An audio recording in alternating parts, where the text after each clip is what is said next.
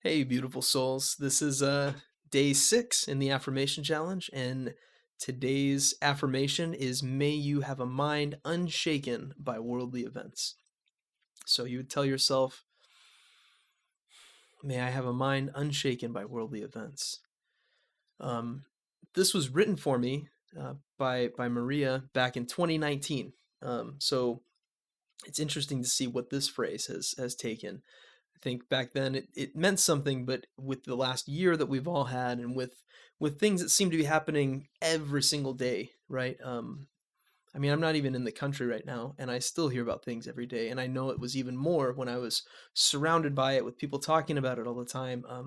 And this isn't saying not to stay informed and to pay attention. I know that that's a hard thing that I know a lot of people like on the spiritual path are trying to find our balance of, as Jack Cornfield puts it, like realizing your true nature and remembering your social security number, right?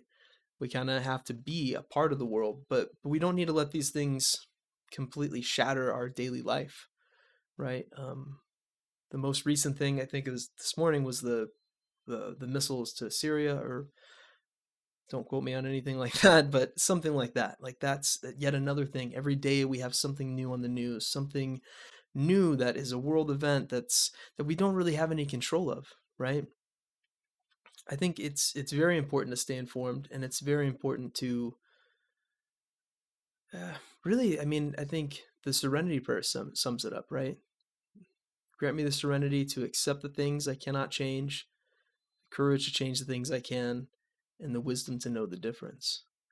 Right? And how applicable is that in so many ways? So when I do this one myself, I think, okay, this thing's happening.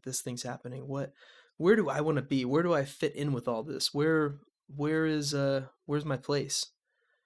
And I tend to borrow a little bit from, like you have to be the change you want to see. I am capable of affecting certain things. I can't go out there and change what our politicians do or how the world sees anything, but I can affect my community. I can affect the people around me.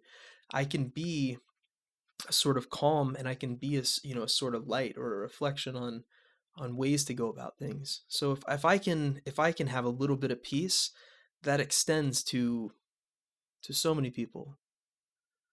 There's a illustration or kind of a story that people say, like if there's a ship at sea, and there's no captain, and there's a storm, and everybody's freaking out. All it takes is one calm person to steer the ship back, like to give everybody hope on, like, oh yeah, we can all be calm. But if no one is, then it's pandemonium. People start getting thrown overboard, and it's crazy. So I say this to you in hopes that, however you feel, politics and everything aside, whatever is going on in the world, that you can find your own space in it. You can figure out what you do have control over, and how you want to behave, how you want to react to these things, how you want to respond. Because we do have a choice in that. So thank you guys as always. I love you all. Have a beautiful morning.